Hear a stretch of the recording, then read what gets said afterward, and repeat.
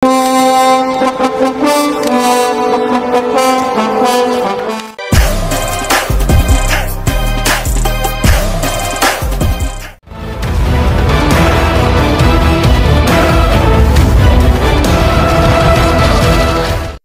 வணக்கம். Welcome to star police academy. போன வகுப்புல நம்ம 6ஆம் வகுப்பு வரலாறுல இருந்து முதல் பருவம் பார்த்துருந்தோம்ல. இப்ப இந்த வகுப்புல நம்ம என்ன பார்க்க போறோம்னா 2ஆம் பருவம். சரிங்களா? அதே 6ஆம் வகுப்பு புத்தகத்துல இருந்து 2ஆம் பருவத்துல இருக்கிற பாக்ஸ் கண்டென்ட்ஸ் நம்ம பார்த்துடலாம். சரிங்களா? கிளாஸ்க்குள்ள போயிடுவாங்க. ஃபர்ஸ்ட் எழுத்து என்ன கொடுத்துருக்கான்? அழித்து எரித்து சாகுபடி செய்யும் வேளாண்மை ஸ்லாஷ் அண்ட் பர்ன் அக்ரிகல்ச்சர் அப்படின்னு கொடுத்துருக்கான். ஃபர்ஸ்ட் அழித்து எரித்து சாகுபடி செய்யும் ஸ்லாஷ் அண்ட் பர்ன் அப்படின்னாவே நமக்கு என்ன புரியுது? அதுல இருந்து அவர் அக்ரிகல்ச்சர் அந்த விவசாயம் செஞ்சு முடிச்சப்ப எரிச்சிட்டு மறுபடியும் சாகுபடி செய்யறதுக்கான நிலத்தை பக்குவப்படுத்துவாங்க. அந்த முறை பேர் தான் இது. இதோடைய டேர்ம் என்னன்னு சொல்லலாம், நம்ம ஜும் கல்டிவேஷன் படிப்போம். ஜும் கல்டிவேஷன் ஸ்லாஷ் அண்ட் பர்ன் படிக்கலாம். இதெல்லாம் எங்க ஃபாலோ பண்றாங்க இந்தியாவில பார்த்தோம்னா இந்த அஸ்ஸாம், மிசோரம், அப்புறம் மேகாலயா இந்த பகுதிகள்லாம் இந்த ஸ்லாஷ் அண்ட் பர்ன் அக்ரிகல்ச்சர் தான் ஃபாலோ பண்றாங்க. அப்ப அதெல்லாம் நம்ம தெரிஞ்சிருக்கணும்ல. ஒரு டேர்ம் படிக்கிறோம்னாவே அது சம்பந்தப்பட்ட டேர்ம்ஸ் நம்ம படிச்சிடணும். ஓகே, என்ன கொடுத்துருக்காங்க? இம்முறையில் நிலத்தின் மீதுள்ள மரங்கள் மற்றும் செடி கொடிகள் அனைத்தும் வெட்டப்பட்டு எரிக்கப்படும். அது மேல இருக்கிற செடி கொடிகள் மரம் இதெல்லாம் என்ன பண்ணிடுவாங்க? வெட்டிட்டு அதை எரிச்சிருவாங்க. எரிச்சிட்டு அந்நிலத்தில் குறுகிய காலகட்டத்திற்கு வேளாண்மை செய்து அதன் பின் அந்நிலம் கைவிடப்படும். பின்னர் மக்கள் மற்றொரு இடத்தில் இதே போன்று வேளாண்மை செய்ய தொடங்குவர் அப்படின்றாங்க. ஆக்சுவலா இந்த ஸ்லாஷ் அண்ட் பர்ன் அக்ரிகல்ச்சர்னா இதுதான் கான்செப்டே. ஓகேங்களா? இது ஒவ்வொரு ஊர்ல ஒவ்வொரு பேர் சொல்லுவாங்க. ஜும் கல்டிவேஷன் சொல்லுவாங்க, ஃபெல்லோ கல்டிவேஷன் சொல்லுவாங்க. அந்த மாதிரி ஒவ்வொரு ஊர்ல இப்ப ஜார்க்கண்ட்ல பார்த்தீங்கன்னா ஜும்ரா அப்படின்றாங்க. அதனால ஒவ்வொரு இடத்துல ஒவ்வொரு பேர் இருக்கும் இந்த இடத்துக்கு, இந்த வேளாண்மை முறைக்கு. ஓகேங்களா? நெக்ஸ்ட் 4 வேதங்கள் கொடுத்துருக்காங்க. ரிக்வேதம் 1, யஜுர்வேதம் 1, சாமவேதம் 1, அதர்வேதம் வேதம் 1. இப்ப இதுல பழமையான வேதம் எதுனா ரிக்வேதம். ரிக்வேதம் தான் நம்ம இருக்கிறதுலே இது ரொம்ப பழமையான வேதம் பார்த்தா இந்த ரிக்வேதம் தான். ஓகேங்களா? நெக்ஸ்ட் வேத காலம் இந்திய வரலாற்றில் கிமு 1500 முதல் 600 காலகட்டம் வேதங்கள் என்பதிலிருந்து இப்பெயரை பெறப்பட்டது. இப்ப வேத காலம் அப்படின்ற ஒரு பெயர் எப்படி வந்துச்சுன்னு பார்த்தோம்னா, இந்திய வரலாற்றில் கிமு 1500 இருந்து 600 காலகட்டம் வேதங்கள் என்பதில் இருந்து இப்பெயரை பெற்றது. அப்ப அந்த வேதங்கள் அப்படின்ற ஒரு பெயர்ல இருந்தா வேத காலம் அப்படின்ற ஒரு பெயர் வந்துச்சு. நம்ம போன வகுப்புல பார்த்திருப்போம்.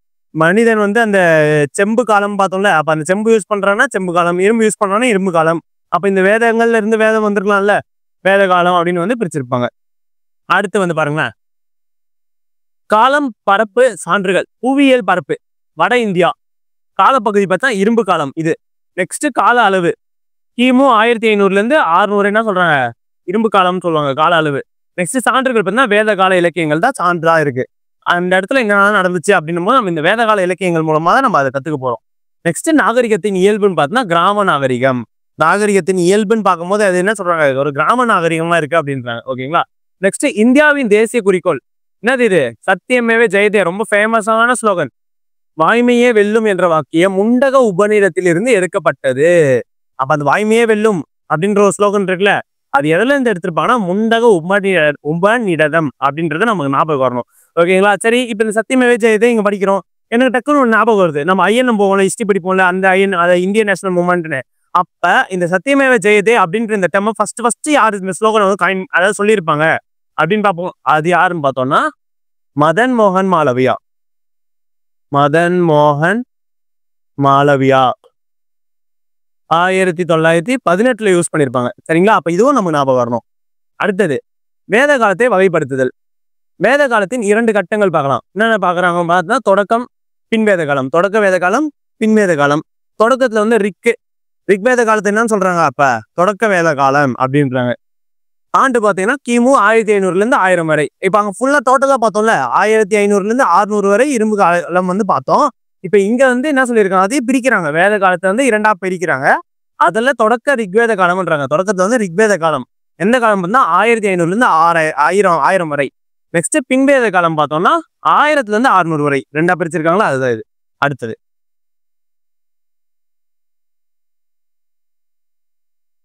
பாலி அப்படின்னு ஒரு டேர்ம். இந்த பாலினா என்னன்னு பார்த்தோம்னா இது ஒரு வரி ஆகும். ஒருவர் தனது விவசாய மகசூலில் அல்லது கால்நடைகளில் 1/6 பங்கை வரியாக செலுத்த வேண்டும்.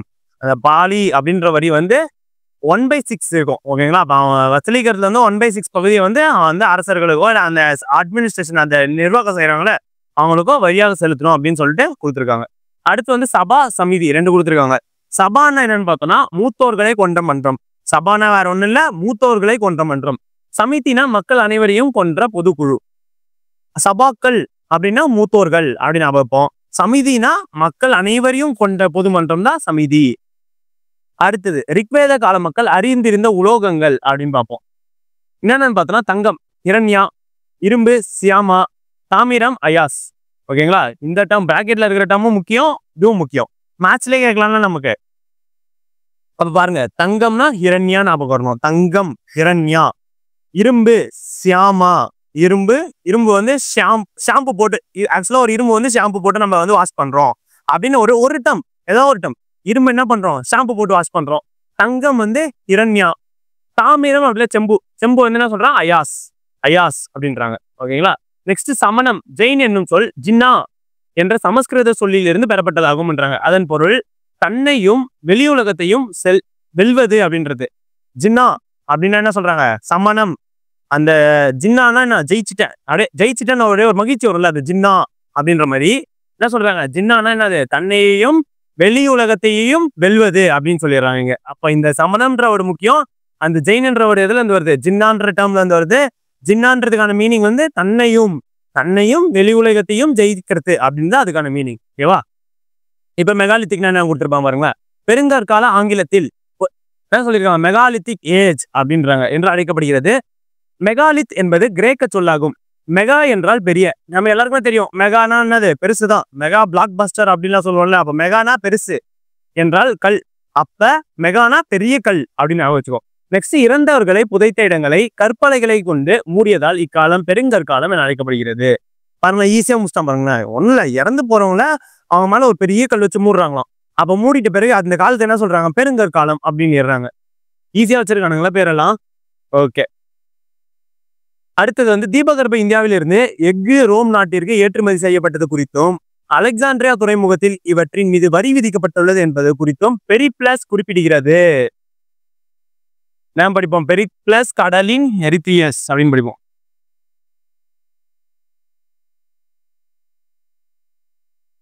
சரிங்களா? இந்த புக் என்ன சொல்லுது? தீபகற்ப இந்தியாவிலிருந்து எஃகு வந்து ரோம் நாட்டிற்கு தான் கீ பாயிண்டிங்க. அப்ப தீபகற்ப இந்தியாவில இருந்து எஃகு வந்து ரோம் நாட்டிற்கு ஏற்றுமதி செய்யப்பட்டதையும் எந்த துறைமுகத்துல வரி விதிச்சாங்க பாருங்க? அலெக்சாண்ட்ரியா துறைமுகம். அப்ப 3 கீ பாயிண்ட் தான். 1 வந்து ரோம் நாடு, தீபகற்ப இந்தியா 2, எது அப்புறம் ஏற்றுமதி. நெக்ஸ்ட் அலெக்சாண்ட்ரியா துறைமுகம் 3 பாயிண்ட். நெக்ஸ்ட் வரி விதிச்சிருக்காங்க. எந்த புக்ல சொல்றாங்கன்னா பெரிப்ளஸ் 4. அவள்தான் இந்த 4 கண்டென்ட் முடிஞ்சது பாக்ஸ். ஓகேவா? அடுத்தது தமிழ்நாட்டில் பெருங்கற்கால நினைவு சின்னங்கள். தமிழ்நாட்டுல பெருங்கற்கால நினைவு சின்னங்கள்ல என்னென்ன இருந்தது அப்படின்னு சொல்லிட்டு பார்க்கலாமா?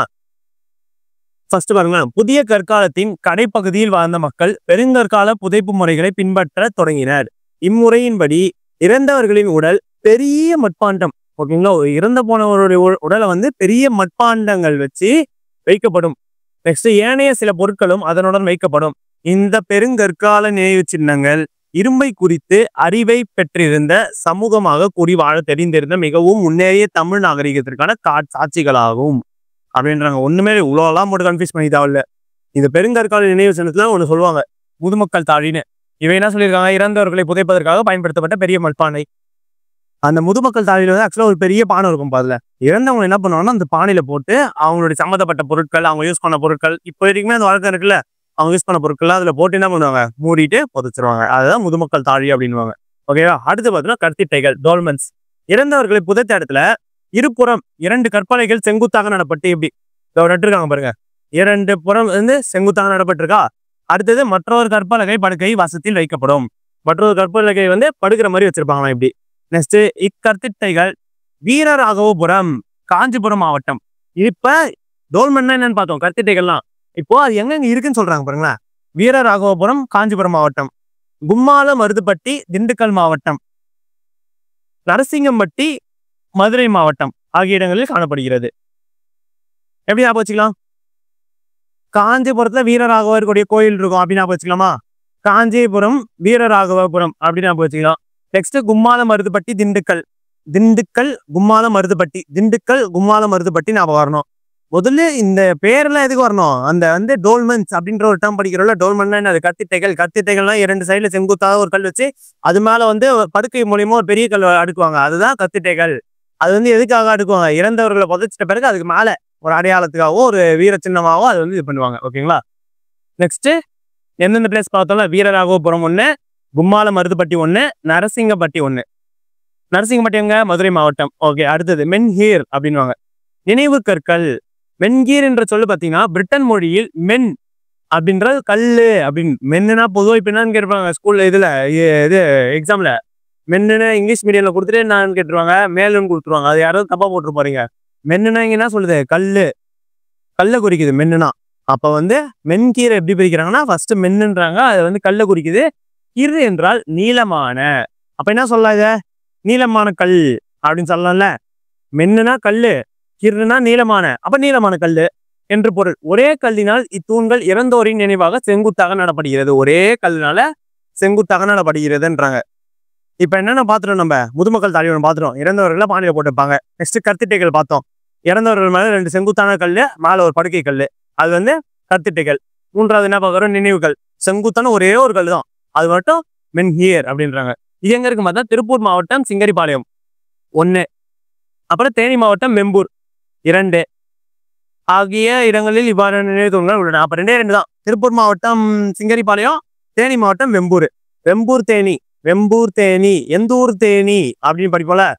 அப்படிலாம் எந்த ஊர் தேனி அப்படின்னு நம்ம ஒரு சாப்பிட்டு இப்ப ஒரு தேன் சாப்பிட்ற தேன் சாப்பிடும்போது இது எந்த ஊர் தேன் கேட்கறல, அது மாதிரி தான். அப்ப எந்த ஊர்னா வெம்பூர் அப்படின்னு வரணும். எந்த ஊர் தேனினா வெம்பூர்.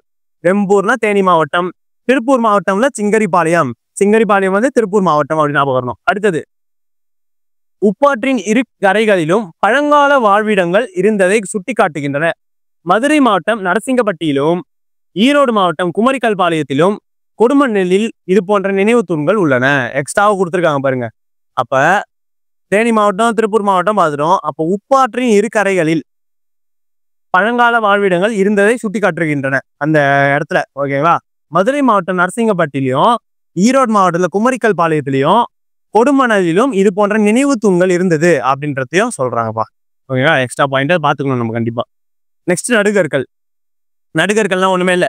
இறந்து போன வீரன் இருக்காங்க, நினைவினை போற்றும் வகையில் நடப்படும் கல் தான் நடுகல். ஒரு இறந்து போயிடனா அவருடைய நினைவை போற்றும் வகையில நடப்படக்கூடிய கல் தான் நடுக்கற்கள் அப்படின்றாங்க. தனது கிராமத்தை கொடிய விலங்குகளிடமிருந்து அல்லது எதிரிகளிடமிருந்து காப்பாற்றும் முயற்சியில் மதிப்பு வாய்ந்த மரணத்தை தழுவிய வீரர்களின் நினைவாக. எல்லா வீரர்கள் இல்ல, ஒரு மதிப்பு வாய்ந்த வீரர்களின் நினைவாக நடப்படக்கூடிய கல் தான் நடுக்கற்கள் ஆகும். திண்டுக்கல் மாவட்டம் பழனிக்கு அருகே உள்ள மானூர், தூத்துக்குடி மாவட்டம் வெள்ளான்கோட்டை, திண்டுக்கல் மாவட்டம் புலிமான் கோம்பை ஆகிய இடங்களில் நடுக்கற்கள் காணப்படுகின்றன. ஆக்சுவலா புலிமான் கோம்பை ஒரு நடுக்கற்கள் படிப்போம். இந்த தீயவனின் அந்தவன் கல் அப்படின்னு சொல்லிட்டு ஒரு ஸ்லோகம் வரும். அதை பத்தி நம்ம பின்னாடி பார்க்கலாம். ஓகேங்களா? அடுத்தது இப்ப தித்தங்கராசம் அதாவது சமண மதமும் பௌத்த மதமும் கொடுத்துருக்காங்க. என்ன இது வந்து ஜெயினிசம் வந்துடும், சமணம் வந்துடும், பௌத்த மதம் வரும். என்ன கொடுத்துருக்காங்க? இயற்பெயர் வர்த்தமனார்னு கொடுத்துருக்காங்க. அப்போ உண்மையான பெயர் இது என்ன பெயர் வருது? மகாவீரர்னு படிப்போம். அதாவது மொத்தம் எத்தனை? 24 தீர்த்தங்கராஸ்ல படிப்போம்ல. 24 தீர்த்தங்கராஸ். தீர்த்தங்கரால கடைசி யாருன்னா இந்த மகாவீரர். அப்ப முதல் யாருன்னு நமக்கு தெரியணும்ல. ஃபர்ஸ்ட் யாரு? ரிஷபர்.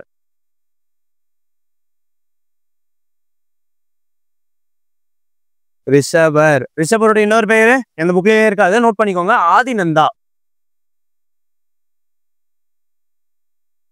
ஆதிநந்தா தான் ரிஷபருடைய இன்னொரு பெயர். ஓகேவா? அதையும் நோட் பண்ணி வச்சுக்கணும் நம்ம. அடுத்தது இப்ப ரிஷபர் கொடுத்துட்டாங்களா. இப்ப இங்க கடைசி தீர்த்தங்கரார் 24வது தீர்த்தங்கரார் மகாவீரர்னு பாக்குறோம். இப்ப அவரை பத்தி டீடைல்ஸ் என்ன கொடுத்துருக்காங்கன்னா, இயற்பெயர் வந்து வர்த்தமனார்ன்றாங்கப்பா. மகாவீரருடைய இயற்பெயர் வர்த்தமனார், மகா வர்த்தமனார். நெக்ஸ்ட் வந்து பிறப்பு வைசாலிக்கு அருகே உள்ள குந்த கிராமம், பீகார். அப்ப வைசாலிக்கு அருகே உள்ள குந்த கிராமம், பீகார் அப்படின்ற இடம் நம்ம வரணும். பெற்றோர் பாருங்களேன், சித்தார்த்தர், திரிசலா அப்படின்னா பெற்றோர், தாய் தந்தையை கொடுத்துருக்காங்க. அடுத்து இறப்பு பார்த்தா பவபுரி, பீகார். எந்த இடத்துல இறந்தார்னு பார்த்தோம்னா பவபுரி, பீகார். பிறப்பும் ஒரே இடம் தான், இறப்பும் ஒரே இடம் தான். நெக்ஸ்ட் இயற்பெயர் இங்க பார்த்தோம்னா பௌத்த மதம், கௌதம புத்தா, கௌதம புத்தர் அதை பத்தி கொடுத்துருப்பாங்க. இயற்பெயர் என்னன்னு பாக்குறோம், சித்தார்த்தா. லும்பினி தோட்டம் நேபாளம், எந்த இடத்துல பிறகுறாருன்னா லும்பினி தோட்டம். அப்ப அவருடைய இயற்பெயர் வந்து சித்தார்த்தான்னு பாக்குறோம். எந்த இடத்துல பிறகுறாருன்னா லும்பினி தோட்டம். இது கேட்டிருக்காங்க, இந்த பிறப்பு எந்த இடத்துல பிறந்தாருன்னு. லும்பினி தோட்டம் நேபாளம் அப்படின்றத நமக்கு தெரியணும். நெக்ஸ்ட் பெட்ரோல் சந்தோதனா, நெக்ஸ்ட் வந்து மாயாதேவி, சுத்தோதனா, அப்புறம் மாயாதேவி. அடுத்து இறப்பு வந்து குசிநகரம், உத்தரப்பிரதேஷ். ஓகேங்களா. அடுத்தது கர்மா அல்லது கர்ம வினை என்றால் என்ன அப்படின்னு கேட்டிருக்காங்க. கர்மாஸ் பூமராங் அப்படின்னு கர்மான்றது நம்ம ஒண்ணு பண்ணா திருப்பி நமக்கு வந்து வினையக்கூடியதை கர்மான்னு நம்ம இங்க என்ன கொடுத்துருக்காங்கன்னா, இப்பிறவியில் ஒருவர் செய்யும் செயல்களே அவளுடைய இப்பிறவியின் பிற்பகுதி வாழ்க்கையும் அடுத்த பிறவியிலும் அவர் வாழப்போகும் வாழ்க்கையை தீர்மானிக்கிறது என்ற நம்பிக்கை. நீ இப்ப என்ன பண்றியோ அதுதான் உன்னுடைய அடுத்த ஜென்மத்துக்கு உனக்கு அது வந்து ஒரு பின்வினை பயனாக வந்து அமையும் அப்படின்றதுதான் அந்த கர்மா அப்படின்றாங்க. மோட்சம்னா என்னன்னு பாருங்களேன். மோட்சம்னா என்பது பிறப்பு மற்றும் இறப்பின் சுழற்சியிலிருந்து விடுதலை பெறு. எப்பா கடவுளே, எனக்கு வந்து இன்னொரு பிறவியே வேண்டாம், உற்று இந்த மனித பிறவியே வேணாம், இளங்க பிறவி வேணாம், பறவை பிறவி வேணாம், எதுவுமே வேணாம், எனக்கு மோட்சத்தை கொடுத்துரு அப்படின்னு கேட்கறது தான் அந்த மோட்சம். எந்த ஒரு பிறவியும் வேணாம். இந்த 7 பிறவிகள் 7 ஜென்மம் அதெல்லாம் படிப்போம்ல, அதுல கேள்விப்பட்டிருப்போம்ல, கட்டு கதைகள்லாம் உண்மையா நமக்கு எதுவுமே தெரியாது. ஆனா எனக்கு வந்து மோட்சம்ன்றது நான் சொல்றேன், எந்த பிறவியும் வேணாம் எனக்கு விட்டுருங்க அப்படின்னு சொல்லிட்டு கடவுள்கிட்ட நம்ம கை கூட்டி கேட்கறதா நம்ம மோட்சம் அப்படின்றாங்க. நெக்ஸ்ட் மகாவீரரின் தலைமைச் செயலரான, ரொம்ப இம்பார்ட்டன்ட்பா, மகாவீரரின் தலைமைச் செயலரான கௌதம சுவாமி மகாவீரரின் போதனைகளை தொகுத்தார். அவருடைய பேர் என்னன்னு வச்சிருக்காரு பாருங்களேன், சித்தாந்தம். ஃபர்ஸ்ட் அப்ப மகாவீரருடைய தலைமைச் சீடர் யாருன்னு தெரியும், யாரு? கௌதம சுவாமிகள். மகாவீரருடைய தலைமைச் சீடர் கௌதம சுவாமிகள். மகாவீரருடைய போதனைகளை வந்து அவர் தொகுத்திருக்காரு. அது தொகுத்த புத்தகத்துக்கு பேர் என்னன்னு வைக்கிறாரு, சித்தாந்தா அப்படின்னு வைக்கிறாரு. ஓகேங்களா. அடுத்து சில டேர்ம்ஸ் கொடுத்துருக்காங்க. சைத்தியம் ஒரு பௌத்த கோவில் அல்லது தியான கூடம். சைத்தியம் வைத்தியம் அப்படின்னு படிப்போம். அப்படி ஒரு ரைமிங் வேர்ட்ஸ் வச்சு நான் வச்சுக்கலாம். சைத்தியம் வைத்தியம் நான் வச்சுக்கோங்க. வைத்தியம் என்ன, ஒரு பௌத்த கோவில் அல்லது தியான கூடம். வைத்தியம் பக்கத்துல மெடிசன், இப்ப ஹாஸ்பிட்டல் தியான கூடம் அமைதியா தான் இருக்கணும், அமைதியா கண்ணை மூடிட்டு நம்ம பண்ணுவோம், அது தியானத்தை மேற்கொள்ளல. அப்ப என்ன ஆகுதுன்னா சைத்தியம் வைத்தியம்னா நமக்கு என்ன, தியான கூடம்ன்றது ஞாபகம் வந்துடணும். சைத்தியம்னா ஒரு பௌத்த கோவில்னு சொல்லலாம். அதை அடுத்தது விகாரைகள்னா மடாலயங்கள், துறவிகள் வாழும் இடங்கள். விகாரைகள்னா மடாலயங்கள் அப்படின்னு துறவிகள் வாழக்கூடிய இடங்கள் அப்படின்னு. நெக்ஸ்ட் ஸ்தூபி புத்தருடைய உடல் உறுப்புகளின் எஞ்சிய பாகங்கள் மீது கட்டப்பட்டிருக்கும் கட்டடம். இவை கலைத்திறமை வாய்ந்த நினைவு சின்னங்கள் ஆகும். அப்படின்றாங்க ஸ்தூபிகளை.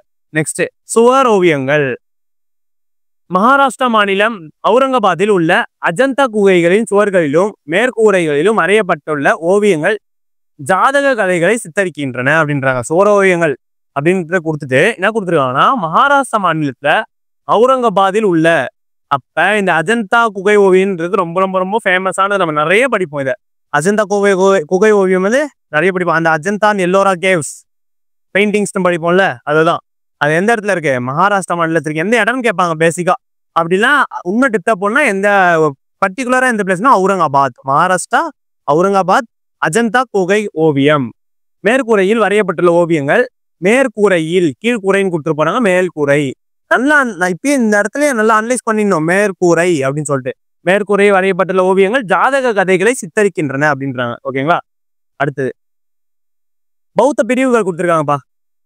ஆக்சுவலா பௌத்தத்திலேயே பாத்தீங்கன்னா 2 பிரிவுகளா பிரிஞ்சிருக்கும். அதான் இங்க கொடுத்துருப்பாங்க.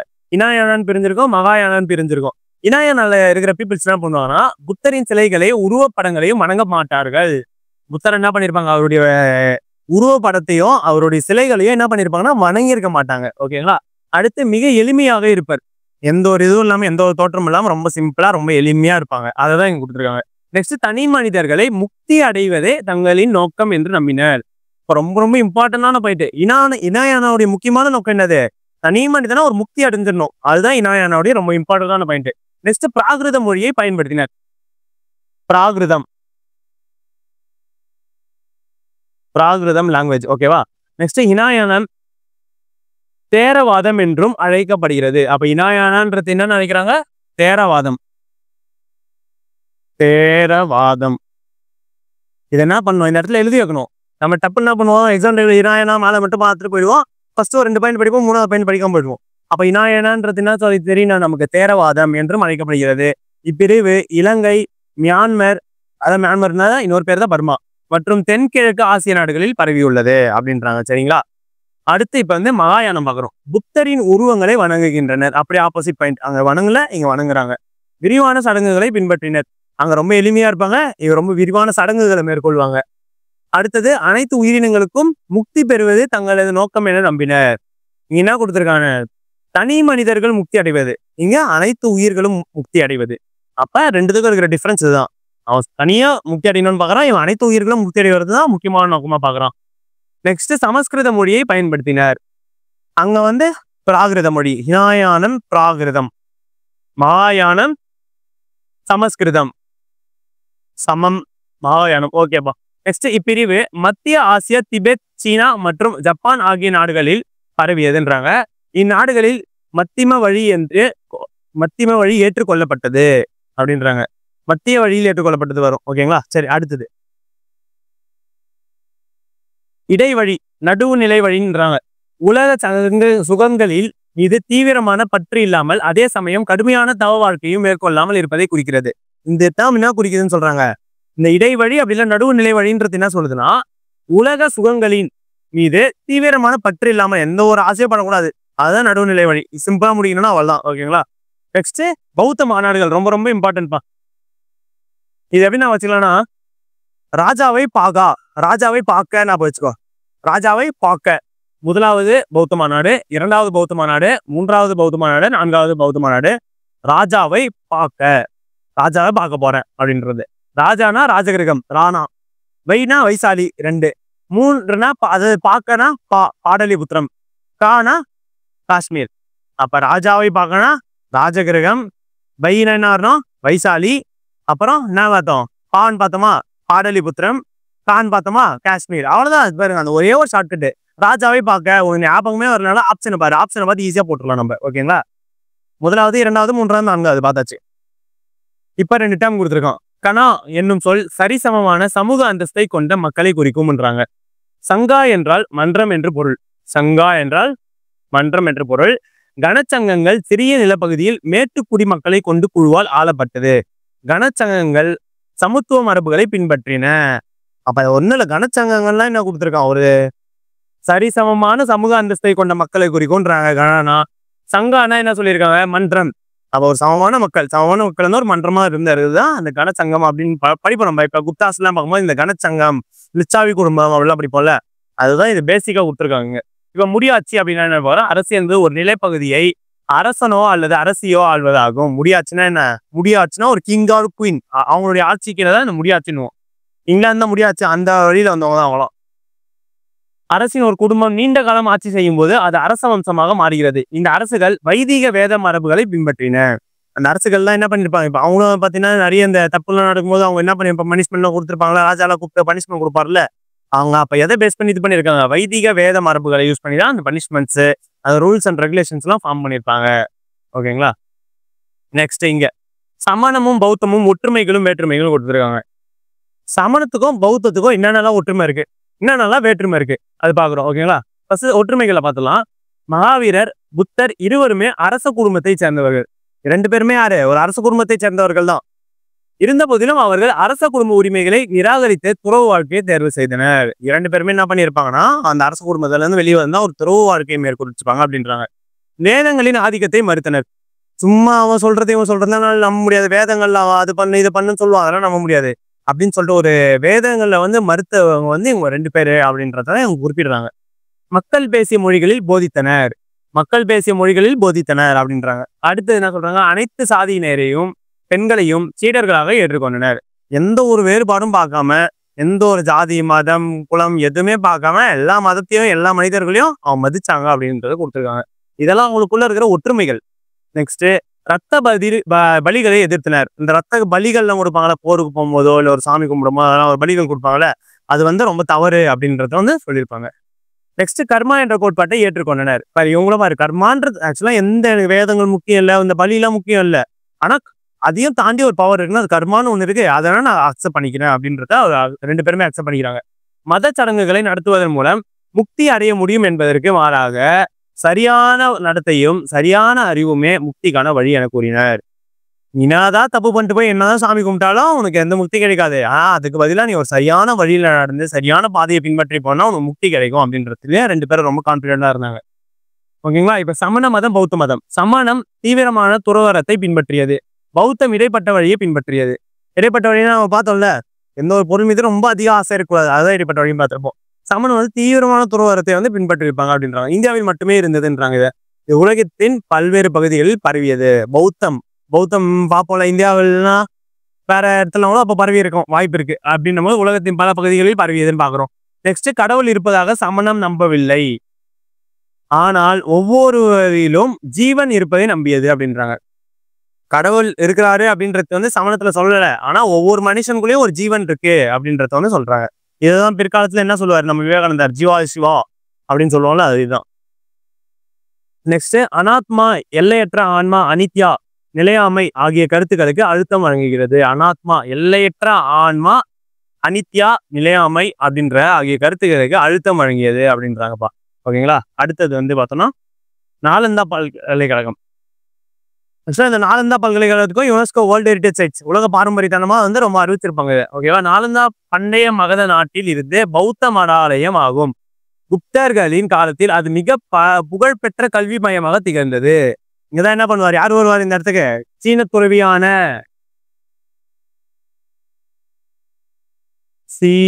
துறவியான பாகியான், இவர் தான் இங்க வருவாரு. ஓகேவா? பாகியான் இந்த நாலந்தா பல்கலைக்கழகத்துல படிச்சிருப்பாரு. அடுத்தது பார்த்தோம்னா மிக புகழ்பெற்ற கல்வி மையமாக திகழ்கிறது. நாலந்தா என்னும் சமஸ்கிருத சொல் நா கூட்டல் அலம் கூட்டல் தா அப்படின்ற 3 சமஸ்கிருத சொற்களில் இணைப்பில் உருவானது. கேட்கலாம்ல, நாலந்தா எத்தனை சமஸ்கிருத சொற்களில் இருந்து உருவானதுன்னு கேட்கறதுக்கு வாய்ப்பு இருக்கு. அடுத்தது, இதன் பொருள் வற்றாத அறிவை அளிப்பவர். ரொம்ப இம்பார்ட்டன்ட். அப்ப நாலந்தா அப்படின்னாவே வற்றாத அறிவை அளிப்பவர் அப்படின்றது நமக்கு தெரியணும். நெக்ஸ்ட், 16 மகாஜனபதங்கள் கொடுத்துருக்காங்க. யார் யார் வருவாங்க? குரு, பாஞ்சாலம், அங்கம், மகதம், வஞ்சி, காசி, மல்லம், கோசலம், அவந்தி, சேரி, வத்சம், மத்சயம், சூரசேனம், அஸ்மகம், காந்தாரம் மற்றும் கம்போஜம். அப்போ குருல ஆரம்பிச்சு கம்போஜம் வரை மொத்தம் 16 மகாஜனபதங்கள் இருக்கு. இந்த 16 மகாஜனபதங்கள் இருக்கு அப்படின்றத ஃபர்ஸ்ட் முக்கியமா பாத்துக்கோங்க. அதுக்கப்புறம் உள்ள இருக்கிறத சும்மா அப்படியே பாத்துக்கோங்க மேலோட்டமா. அடுத்தது மெகஸ்தனிஸ். கிரேக்க ஆட்சியாளர் செலுக்கஸ் நிகேட்டரின் தூதுவராக சந்திரகுப்த மௌரிய அரசவையில் இருந்தார். யாரு? மெகஸ்தனிஸ். ஓகேவா? 14 ஆண்டுகள் இந்தியாவில் இருந்தார். அவர் எழுதிய நூலின் பெயர் இண்டிகா. அவர் மெகஸ்தனிஸ் எழுதிய நூலின் பெயர் என்னது? இண்டிகா. இதெல்லாம் ஒரு புவியியல், அதாவது ஒரு சுத்தி இருக்கிற அந்த மொத்த டேட்டாவும் என்ன பண்ணிருப்பாங்கன்னா அந்த நூல்ல எழுதியிருப்பாங்க. இப்ப மெகஸ்தனிஸ் என்ன பண்றாங்க? கிரேக்க ஆட்சியாளர் செலுக்கஸ் நிகேட்டரின் தூதுவரா வராரு. யாருடைய அவைக்கு? சந்திரகுப்த மௌரிய அவைக்கு வராரு. 14 ஆண்டுகள் இந்தியாவில் இருந்தாராம். ரொம்ப இம்பார்ட்டன்ட். அப்ப மெகஸ்தனிஸ் எத்தனை ஆண்டுகள் இந்தியாவில் இருந்தாருன்னா 14 ஆண்டுகள் இந்தியாவில் இருந்திருக்காரு அப்படின்றது தெரிய வருது. நெக்ஸ்ட், அவர் எழுதிய நூலின் பெயர் இண்டிகான்றாங்க. இந்நூல் மௌரிய பேரரசை பற்றி நாம் தெரிந்து கொள்ள ஒரு முக்கிய சான்றாகும் அப்படின்றாங்க. இதெல்லாம் என்னன்னு படிப்போம்னா வெளிநாட்டு ஆதாரங்கள், தூதுவர்களின் ஆதாரங்கள் கூட படிக்கலாம். ஓகேவா? அப்ப இங்க என்ன வருதுன்னா இந்நூல் மௌரிய பேரரசை பற்றி நாம் தெரிந்து கொள்ள ஒரு முக்கிய சான்றாகும் அப்படின்னு சொல்றது கொடுத்துருக்காங்க. நெக்ஸ்ட், பாடலிபுத்திரத்தின் பிரம்மாண்டம். இங்க என்ன கொடுத்துருக்காங்கன்னா மௌரிய பேரரசின் மாபெரும் தலைநகரான பாடலிபுத்திர நகருக்கு 64 நுழைவாயில்களும் 570 கண்காணிப்பு கோபுரங்களும் இருந்தன. அப்ப பாடலிபுத்திரம்னா நமக்கு 2 ஞாபகம் வரணும். என்னது? 64 என்ட்ரன்ஸ் இருக்கு, 570 கண்காணிப்பு கோபுரங்கள், கேமராஸ் இருக்கு, ஞாபகம் வச்சுப்போம். 64 என்ட்ரன்ஸ், 570 கேமராஸ். எதுக்கு? பாடலிபுத்திரத்துக்கு. அப்ப 64 என்ட்ரன்ஸ், 574 கேமராஸ். 4 முடியுதா? ஓகே. 570, 64 என்ட்ரன்ஸ், 64 நுழைவாயில்கள், 570 கண்காணிப்பு கோபுரங்கள் இருக்குது அப்படின்றத சொல்றாங்க இங்க. நெக்ஸ்ட், பேராணை. பேராணைன்னு என்னன்னு பார்த்தோம்னா நமக்கு எல்லாருமே தெரியும், கடவுள்லாம் அந்த அரசர்கள்லாம் ரிலீஸ் பண்ணுவாங்க. இப்போ கூட பார்த்தோம்னா நம்ம அதிக கவர்மெண்ட் ரிலீஸ் பண்ணதான் அந்த கவர்மெண்டுடைய ஆணைகள் சொல்றோம்ல, அது மாதிரிதான் இங்க பேராணை அப்படின்னும் போது அரசால் அல்லது உயர் பதவியில் இருப்பவர்களால் வெளியிடப்படும் ஆணை அல்லது பிரகடனம் ஆகும் அப்படின்றாங்க. சரியா? அடுத்தது, அசோகர் ஒரு பிரகாசமான நட்சத்திரம் போல இன்று வரை ஒளிர்கிறார். ரொம்ப இம்பார்ட்டன்ட். யார் சொல்றாரு? H.G. வெல்ஸ்ன்ற ஒரு வரலாற்று அறிஞர் என்ன சொல்றாருன்னா, அசோகர் அப்படின்ற ஒரு பிரகாசமான நட்சத்திரம் போல் இன்றும் ஒளிர்கிறார் அப்படின்றது சொல்றாரு. நெக்ஸ்ட் சிங்கப்பூகத்தூண் நான் படிப்போம் இதை. சார்நாத் பில்லர். சார்நாத் பில்லர். சார்நாத்தில் உள்ள அசோகருடைய தூணில், அசோக் பில்லர்ல இருக்கும்ல, அது சார்நாத் பில்லர்னு சொல்லுவாங்கல்ல, சிகர பகுதியில் அமைந்துள்ள சிங்க உருவங்கள் இந்திய தேசிய சின்னமாகவும் வட்ட வடிவ அடிப்பகுதியில் இடம்பெற்றுள்ள சக்கரம் இந்தியாவின் தேசிய கொடியின்மையை சக்கரமாகவும் ஏற்றுக்கொள்ளப்பட்டுள்ளது. இதுல வந்து இந்த அதுல இருக்க சிம்பிளை வந்து நம்ம நேஷனல் அடாப்ட் பண்ணியிருக்காங்க அப்படின்றதுதான் சொல்றாங்க. ஓகேவா? நெக்ஸ்ட் அசோகர் கல்வெட்டுகளில் எழுத்து முறை எப்படி இருந்துச்சு பண்ணா, சாஞ்சி சாஞ்சி வந்து பிராமி எழுத்துக்கள். நெக்ஸ்ட் வந்து காந்தகார் கிரேக்க மற்றும் அரேபிக் எழுத்துக்கள், அரோமிக். வடமேற்கு பகுதிகள் வந்து கரோஸ்தி அப்படின்றாங்க. அசோகர் கல்வெட்டு வந்து சாஞ்சி கல்வெட்டு ஒண்ணு, காந்தகார் கல்வெட்டு ஒண்ணு, வடமேற்கு பகுதியில் இருக்கிற கல்வெட்டுகள் ஒண்ணு. அதுல என்னென்ன எழுத்து வரையும்னா பிராமி எழுத்து ஒண்ணு. காந்தகார்ல வந்து பாரு கா கி முந்துதா. அப்ப காந்தகார்னா கிரேக்கம் கல்வெட்டு, அது கிரேக்கம் அப்படின்னா அராமிக், அது ஞாபகம் வரணும். அடுத்தது வடமேற்கு பகுதிகளில் இருக்கிறது வந்து கரோஸ்தி அப்படின்னு ஞாபகம் வரணும். ருத்ரதாமனின் ஜுனாகத் அப்படின்னா கிர்னார் கல்வெட்டுன்னு ஒரு கல்வெட்டு இருக்கு. ஓகேவா? ருத்ரதாமனின் ஜுனாகத் அப்படின்னா கிர்னார் கல்வெட்டு சுதர்சனா ஏரி என்னும் நீர்நிலை உருவாக்கப்பட்டதை பதிவு செய்துள்ளது. அப்ப சுதர்சனா ஏரி அப்படின்ற ஒரு நீர்நிலை இருக்கிறத வந்து எந்த ஒரு கல்வெட்டு சொல்றதுன்னு பார்த்தோம்னா இந்த ருத்ரமானரின் ஜுனாகத் கல்வெட்டு அப்படின்னா கிர்னார் கல்வெட்டு அப்படின்னு வச்சுக்கோங்க, பதிவு செய்துள்ளது. இதற்கான பணிகள் சந்திரகுப்த மௌரியரின் காலத்தில் தொடங்கப்பட்டது. அசோகரின் காலத்தில் பணிகள் நிறைவு பெற்றன அப்படின்றாங்க. சந்திரகுப்தர் காலத்துல தொடங்கி அசோகர் காலத்துல முடிவு அடைந்தது இங்கே கிர்னார் ஏரி. அதை பத்தி சொல்ற கல்வெட்டு ஜுனாகத் அப்படின்னா கிர்னார் கல்வெட்டு அப்படின்றாங்க. யாருடைய காலம்னா இந்த ருத்ரமானருடையது. நெக்ஸ்ட் யக்ஷன் என்பது நீர், வளம், மரங்கள், காடுகள், காட்டு சூழல் ஆகியவற்றோடு தொடர்புடைய கடவுளாகும். யக்ஷன் எக்ஸி அப்படின்னு கார்ட்டூன் சேனல்லாம் சோட்டா பீம் ஒரு சீரீஸ் வரும்ல, அதெல்லாம் ஒரு சீரீஸ்ல வரும். இந்த எக்ஸத்தை அப்படின்னு சொல்லிட்டு அந்த ஒரு சீரீஸே வரும் அதெல்லாம். அப்ப அந்த எக்ஸன்னாவே அந்த காடுன்றத நம்ம ஈஸியா ஞாபகம் வச்சுக்கலாம். இதெல்லாம் அப்புறம் என்ன கொடுத்துருக்காங்க, எக்ஸின் கொடுத்துருக்காங்க. எக்ஸின்னா எக்ஸாவின் பெண் வடிவம், அவ்வளவுதான். நெக்ஸ்ட் முக்கிய ஏற்றுமதி பொருட்கள் பாருங்களா. நம்ம இந்தியாவில இருந்து முக்கியமா என்ன பொருளை ஏற்றுமதி ஆயிருக்குன்னா நறுமண பொருட்கள் ஒண்ணு, முத்துக்கள் தெரிஞ்சிருக்கோம் கண்டிப்பா, நம்ம பாண்டிய நாடு ரொம்ப ஸ்பெஷலிஸ்ட் அதுல. நெக்ஸ்ட் வைரங்கள், பருத்தியை துணி, நெக்ஸ்ட் தந்தத்தினாலான பொருட்கள், சங்குகள், சிப்பிகள், இதெல்லாம் என்ன பண்ணிருக்காங்க இந்தியாவில இருந்து ஏற்றுமதி செய்யக்கூடிய பொருட்கள். இறக்குமதி என்னென்ன பண்ணிருக்காங்கன்னா குதிரை, தங்கம், கண்ணாடி பொருட்கள், பட்டு, லினன். ஓகேவா? குதிரை, தங்கம், கண்ணாடி பொருட்கள், அடுத்து வந்து பட்டு, லினன், இதெல்லாம் வந்து என்ன பண்ணிருக்காங்க இறக்குமதி பண்ணிருக்காங்க. சீன பெருஞ்சுவர், the great wall of China படிப்போல அதுதான் இங்க கொடுத்துருக்காங்க. இது பழங்காலத்தில் கட்டப்பட்ட தொடர்ச்சியான பல கோட்டை சுவர்கள் ஆகும். குன்சி ஹங் என்னும் பேரரசர் தனது பேரரசின் வட எல்லையை பாதுகாப்பதற்காக கிமு 3ஆம் நூற்றாண்டில் இந்த சுவர்களை இணைத்தார். இப்ப இங்க பார்க்க வேண்டியது என்னன்னா கிரேட் வால் ஒண்ணு, கிமு 3ஆம் நூற்றாண்டு ஒண்ணு, குன்சி ஹங் இது இந்த அரசருடைய பெயர். அவரு மூலியமா தான் அந்த கிரேட் வால்ன்றது வந்து நிறுவப்பட்டுருச்சு அப்படின்றாங்க. நெக்ஸ்ட் பண்டைய பெயர், தற்போதைய பெயர். பண்டைய பெயர்ல ராஜகிரிகம் என்ன சொல்லுவாங்க, ராஜ்கிர். அதுக்கப்புறம் பாடலிபுத்திரத்தை வந்து பாட்னால தான் அந்த காலத்துல என்ன சொல்லியிருக்காங்க பாடலிபுத்திரம் அப்படின்னு இருக்காங்க. கலிங்கா வந்து இப்ப வந்து ஒடிசா அப்படின்றத சொல்றாங்க. ஓகேவா? நெக்ஸ்ட் ஒலிம்பியாவின் ஜியஸ் கோயில். ஒலிம்பியாவுடைய ஜியஸ் கோயில் என்ன கொடுத்துருக்காங்க, கிரீஸ் நாட்டில் உள்ள ஒலிம்பியாவில் பொற்காலம் ஆண்டு 5ஆம் நூற்றாண்டில் கட்டப்பட்ட கோயில் ஜிஎஸ் என்ற கடவுளுக்கு அர்ப்பணிக்கப்பட்டுள்ளது. அப்போ ஒலிம்பியாவின் ஜிஎஸ் கோயில்னாவே நமக்கு ஜிஎஸ் கடவுள் அப்படின்றது வந்து ஞாபகம் வந்துடணும். ஓகேங்களா?